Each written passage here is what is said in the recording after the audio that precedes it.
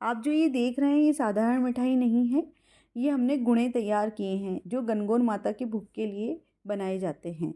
इसके लिए हमने ये गुड़ लिया है। गुड़ हमने ये इस तरह से 2 डली ली है। आप 250 ग्राम गुड़ ले लीजिए और इसको हमने 1 कप पानी में भिगो दिया है। आप चाहे तो इसको उबाल भी सकते हैं। ये फटाफट गुड़ का पानी तैयार हो जाएगा। इसको हमने अब छान लिया है। गुड़ का पानी गुनगुना होने पर हमने 2 कटोरी गेहूं का आटा लिया है। गेहूं के आटे में हम मोइन के लिए ऑयल डाल रहे हैं। आप चाहें तो घी का मोइन भी डाल सकते हैं। ये हमने ऑलिव ऑयल लिया है। अब इसमें हम थोड़े से रोस्ट करे हुए तिल डाल रहे हैं। आप चाहें तो बिना रोस्ट के भी डाल सकते हैं, इससे इसका टेस्ट बहुत अच्छा आएगा। अब इसको हम अच्छे से मिक्स कर लेंगे। और जो गुड़ का पानी हमने तैयार किया था उस 1 कप पानी से हमने ये 2 कटोरी आटा लगाना है। तो अब हम ये धीरे धीरे गुड़ का पानी इस आटे में डालेंगे और उसके बाद हम इस आटे को तैयार करेंगे।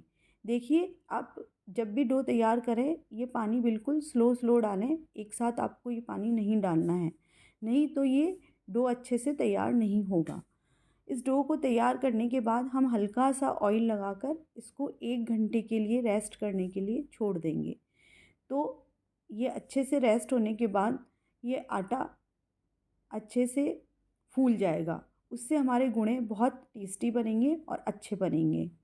तो अब हम गुने बनाने के लिए कढ़ाई में तेल चढ़ा देते हैं। आप चाहें तो घी में भी आप गुने निकाल सकते हैं। हमने ऑलिव ऑयल लिया है और इसको आप इतना तेल ज़रूर डालें कि ये गुने बिल्कुल भीग जाएं। तो इसके लिए हमने आधी कढ़ाई भर के ऑयल डाला है। अब जो आटा हमने तैयार किया है इसकी हम बॉल तैयार कर लेंगे। इतनी बड़ी बॉल हमें तैयार करनी है और उसको हमको इस तरह से धीरे धीरे बेलना है। देखिए कितना सुंदर लग रहा है ये गुड़ के पानी का लगाया हुआ डो। अब इसको हम पूरा अच्छे से बेल लेंगे। न ज़्यादा हमें पतला रखना है और ना ही इसको मोटा रखना है। उसके बाद नाइफ़ की सहायता से हम इसके इस तरह से क्रॉस कर लेंगे। जिस तरह से हम शक्करपारे बनाते हैं तो आप इस तरह से इसको क्रॉस कर लीजिए, तो शक्करपारे हमारे तैयार हो जाएंगे। तो देखिए ये शक्करपारे हमारे तैयार हो गए हैं। तेल को हमने अच्छे से गर्म कर लिया है और अब बिल्कुल हम स्लो फ्लेम पर इनको फ्राई कर रहे हैं। इसको आपको स्लो फ्लेम को पे ही फ्राई करना है ताकि ये अंदर तक अच्छे से सिक जाए। उसके बाद ब्राउन होने के बाद हम इसे निकाल लेंगे। अब हम दूसरी पतली पतली लेयर्स तैयार कर रहे हैं। इसके लिए आपको इस तरह से देखिए कि नाइफ़ से पतली पतली लेयर्स आपको काटनी हैं, क्योंकि हम इसको अलग अलग शेप में तैयार करेंगे।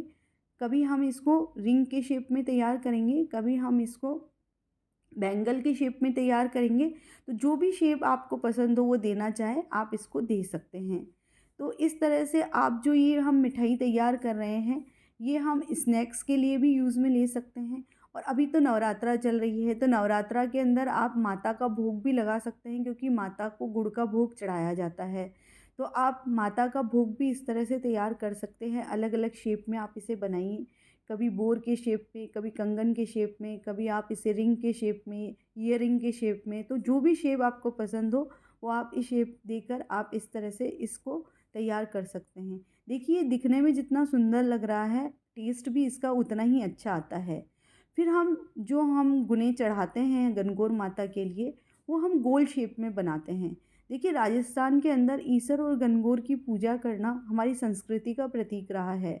हम लोग ईसर गणगौर की पूजा करते हैं, उनका भोग तैयार करते हैं और ये हमारे राजस्थान का बहुत ही बड़ा पर्व रहा है। देखिए ये जो गोल गोल हमने किए हैं इसकी गोल गोल छोटी छोटी बॉल्स हमने तैयार की है और इसको हमने चिमटी सा शेप दे दिया है। हमारी गणगौर माता के इनका मेन भोग लगाया जाता है जिसे हम गुणे बोलते हैं। तो आपको इनको भी बिल्कुल लो फ्लेम में ही सेकना है। इनको अच्छे से आप लो फ्लेम में सेक लीजिए। अब हम ये छोटी छोटी पपड़ियाँ तैयार कर रहे हैं। गुड़ की पपड़ी छोटे बच्चों से लेके बूढ़ों तक सभी को बहुत पसंद होती है और आसानी से खाई जाती है। इसको आपको चबाने की ज़रूरत नहीं होगी क्योंकि इसमें मोइन होता है। तो देखिए ये हमारे गुणे तैयार हो गए। ये हमारी छोटी छोटी पपड़ियाँ तैयार हो गई है। तो हमने कितनी सारी चीज़ें बना ली है। सिर्फ हमने 2 भेली ली थी गुड़ की, 1 कप मतलब गुड़ का पानी और 2 कटोरी गेहूं के आटे से हमने इतनी सारी चीज़ें तैयार कर ली है। तो आप भी प्लीज़ इस तरह से बनाइए और माता के भोग लगाइए।